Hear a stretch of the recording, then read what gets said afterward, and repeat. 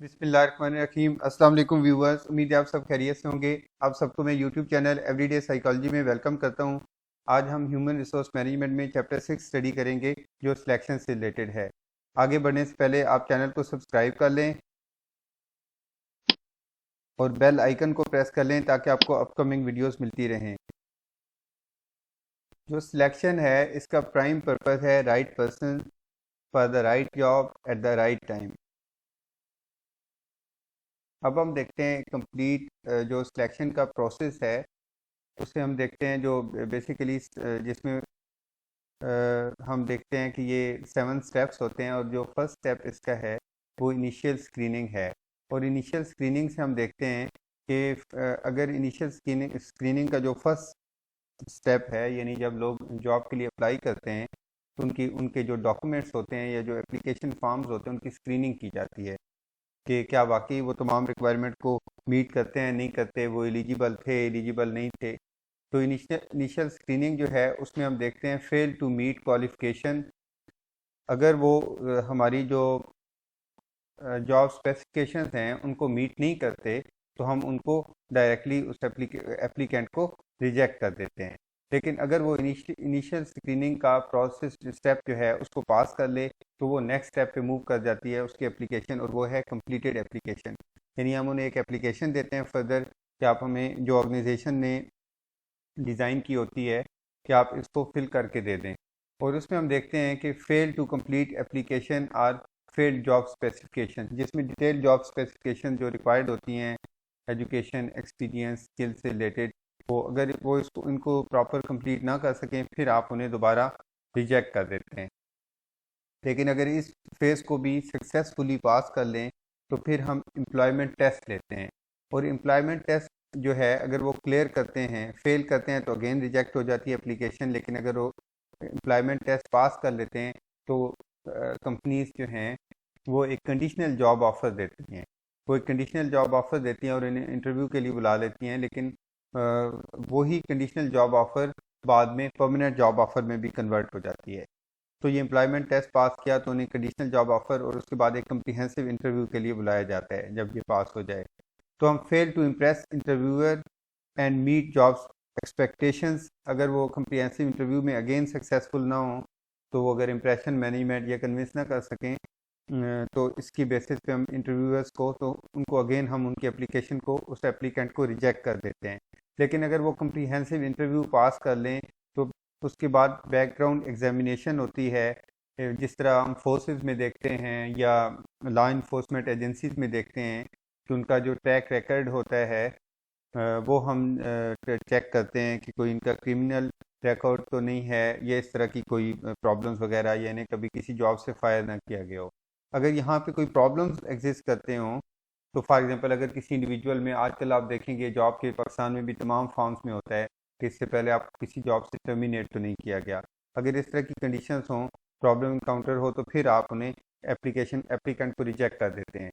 लेकिन अगर background examination में उनका ट्रैक रिकॉर्ड बिल्कुल ठीक हो, ट्रैक रिकॉर्ड ठीक हो, यानी कि ना कोई उनके जॉब से रिलेटेड प्रॉब्लम्स हो, ना उनका कोई क्रिमिनल रिकॉर्ड हो, तो उसकी बेसिस पे हम क्या करते हैं, उनकी फिर फर्दर उन्हें वो पास हो जाए तो फिर हम उन्हें उनकी मेडिकल और फिजिकल एग्जामिनेशन करते हैं और उनके टेस्ट लेते हैं, और वो जिस तरह की जॉब होगी उसकी रिक्वायरमेंट के अकॉर्डिंगली हम उनकी मेडिकल एग्जामिनेशन करते हैं।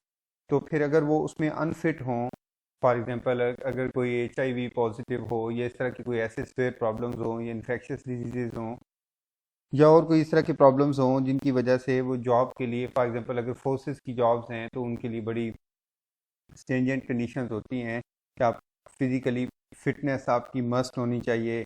तो वो अगर unfit to do essential job elements, तो एलिमेंट्स ऑफ जॉब तो रिजेक्ट एप्लीकेंट, इसको भी रिजेक्ट कर देते हैं। लेकिन इसके बाद अगर उसकी फ़िज़िकल एग्जामिनेशन भी ठीक हो जाए तो फिर ये जो कंडीशनल जॉब ऑफ़र हमने दी थी इसी को हम कन्वर्ट कर देते हैं परमानेंट जॉब ऑफ़र में। तो ये है it's all about selection process. अब हम इनके जो 7 स्टेप्स हैं उनको वन बाई वन देखते हैं। Initial screening, it is the first step in selection in which screening enquires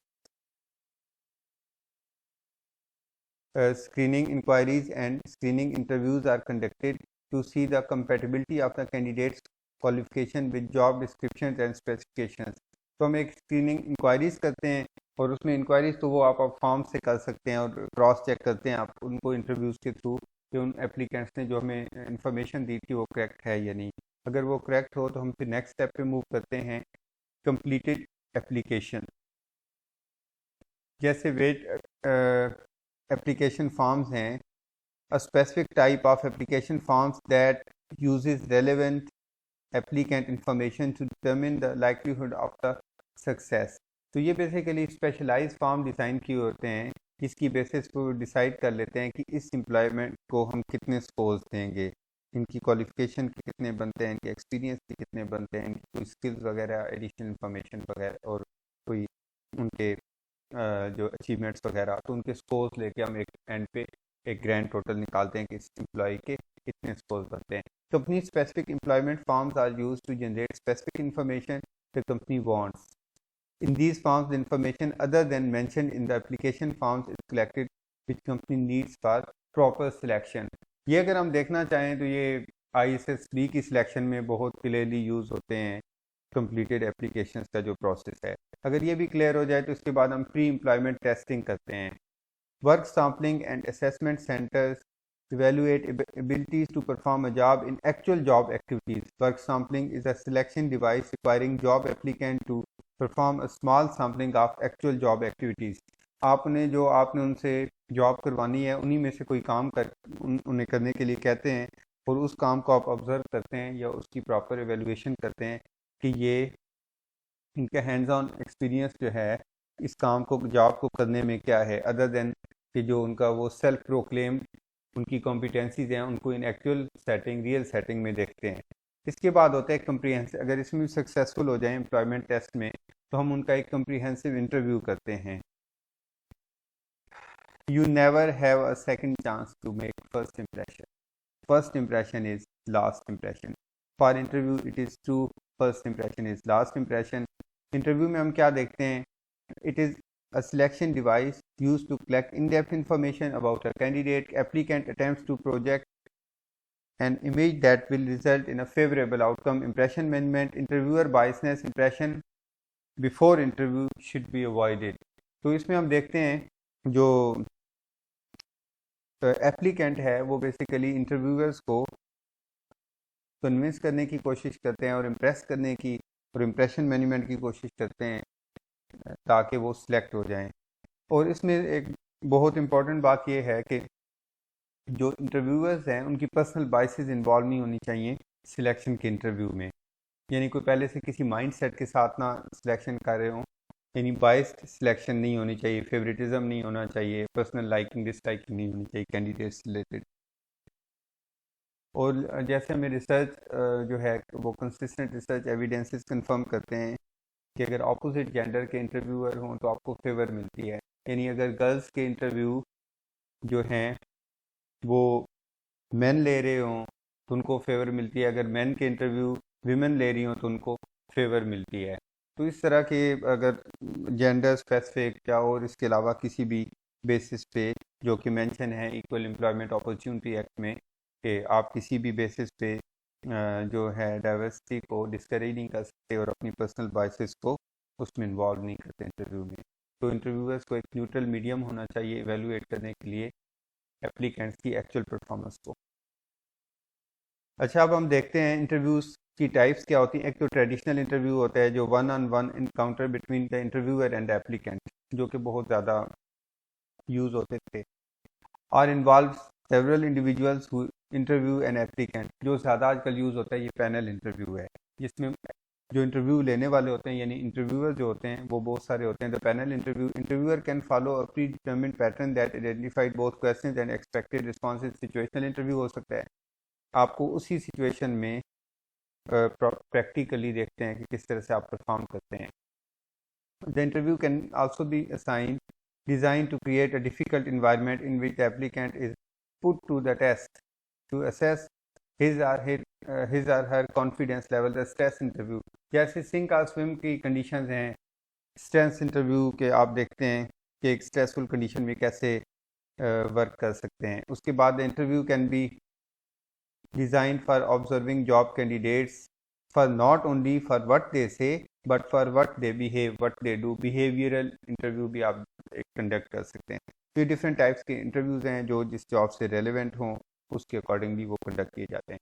अगर कंप्रीहेंसिव इंटरव्यू क्लियर हो जाए तो अब नेक्स्ट स्टेप पे पहुँचते हैं जिसे बैकग्राउंड एग्जामिनेशन कहते हैं। अगर ये रिक्वायर्ड हो तो इसमें जो है the process of verifying information job candidates provide, it is about the verification of qualification, professional experience, criminal record, legal status and prior job track records if the candidate was ever fired from the job।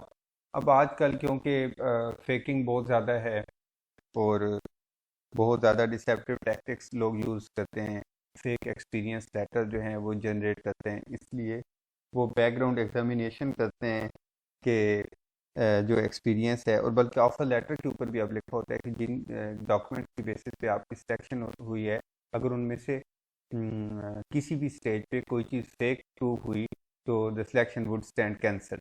तो इसलिए ये अब proper experience को verify करते हैं, qualification को जैसे degree attestation करवाते हैं प्रॉपर तमाम डिग्रीज की जब सिलेक्शन हो हायर एजुकेशन से कि ये डिग्रीज़ जो हैं वो ओरिजिनल हैं, फेक डिग्रीज़ नहीं हैं। और फिर इसी तरह आपका जो एक्सपीरियंस है उसको वेरीफाई किया जाता है और सारी चीज़ों को क्रॉस चेक किया जाता है। तो इसमें हम देखते हैं रेफरेंसेस। रेफरेंसेस बेसिकली वो पर्सनस हैं जिनके हमने नेम दिए होते हैं। The references given by the candidate in the application form are contacted for verification. They are usually positive about the applicant. They must be asked for where the references has had the opportunity to observe the applicant in work environment। तो जो references यानी जो अपने professors या अपने immediate boss या जिन लोगों के वो नाम मेंशन करते हैं अपनी एप्लीकेशन में बतौर रेफरेंस के, इनसे कंफर्म कर लें आप हमारी एबिलिटी के बारे में। तो उनसे ये लाजमी क्वेश्चन करना चाहिए कि आपकी रेलेवेंस क्या है, इसी मतलब इस पर्टिकुलर इंडिविजुअल एप्लीकेंट को आप कैसे जानते हैं, वो आपका कोई स्टूडेंट था या वो आप उसने उससे आपके अंडर काम किया, मतलब कि क्या रेलेवेंस है जिसकी बेसिस पे आप कंफर्म करते हैं। Educational accomplishment can be verified through transcript, जैसे मैं आपको बता था डिग्रीज की वेरिफिकेशन की जाती है, प्रॉपर टेस्टेशन उसकी करवाई जाती है। Professional accomplishments, former employees can be called in to evaluate the work record of the candidate. आप जो सीनियर्स थे एम्प्लॉइज थे, जो एलुमनाई वगैरह देख लें या इसी तरह आप देख लें जो रिटायर्ड एम्प्लॉइज़ थे, आप सीनियर एम्प्लॉइज़ को कहते हैं कि आप इन्हें जो न्यू कमर्स हैं इनकी परफॉर्मेंस को एवेलुएट करें।